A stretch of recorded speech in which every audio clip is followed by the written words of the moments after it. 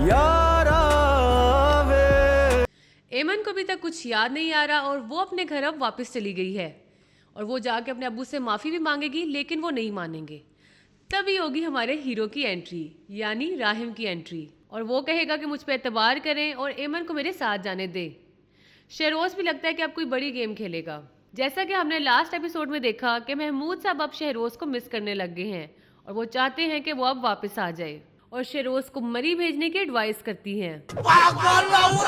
एमन अब घर में अकेली होती है और इस वलीमे पे तमाशा लगाने के बाद अब तो उसका दिमाग और भी खराब हो गया है। भाई गट्स है इसके, उसने घर में तमाशा लगा के रखा हुआ है। वो उसको कहती है कि तुमने मेरे पेरेंट्स को नहीं बुलाया, जबकि राहिम कहता है कि मैंने बुलाया था लेकिन वो आए नहीं।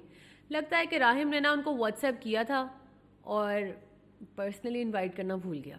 Rahim will do better next time. अच्छा, हमको सिखा रिया है। वेल राहिम बहुत थका हुआ और अकेला बैठा होता है कि तभी वहाँ पे महमूद साहब की एंट्री होती है और वो वहाँ पे उसके पास आके बैठ जाते हैं।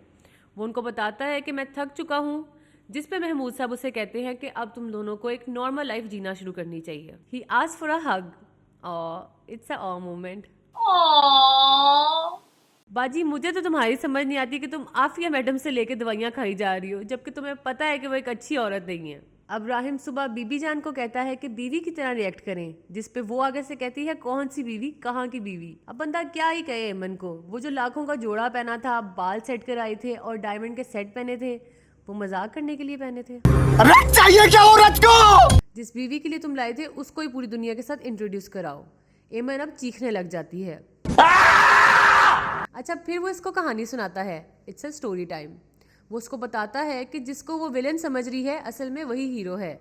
और हमने एक और चीज़ देखी कि डायरेक्टर जब भी ये दिखाता है एमन को कुछ याद आ रहा है तो वो सब दिखाता है कि एमन को बहुत अच्छे से याद है कि राहिम एंड पर आता है उसको सेव करने के लिए। उससे पहले वो वहाँ पे नहीं था, लेकिन फिर वो असल में क्यों नहीं बोल रही। और इस दफा तो उसके फ्लैशबैक में उसको ये भी नजर आया कि शहरोज उसके साथ छेड़खानी कर रहा था। राहिम भी कंफ्यूज्ड है कि ये लड़की झूठ बोल रही है कि असल में इसका दिमाग खराब है।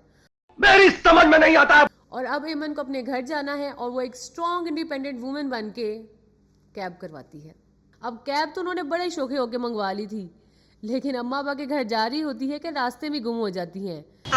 वेल बीबी जी, मेरे ख्याल से फ़ोन में ऐप्स भी होते हैं और उस पर लोकेशन भी होती है, बंदा वही देख सकता है।